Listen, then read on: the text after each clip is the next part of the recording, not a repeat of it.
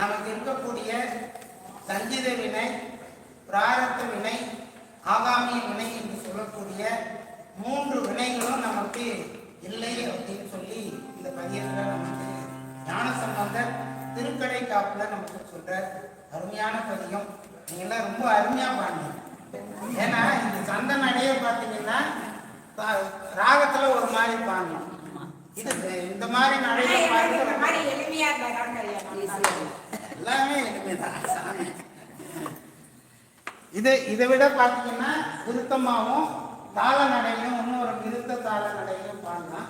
ஆனால் நேரம் இல்லை, அதான் இன்னொரு நாளைக்கு பாடலாம். இப்போ சாமி தரிசனம் பண்ணிட்டு சாமி தரிசனம் பண்ணிட்டு நம்ம ஐயாவுடைய மேற்படி ஐயாவுடைய இதெல்லாம் நம்ம பார்த்துச்சு திருச்சிட்டு எல்லாரும்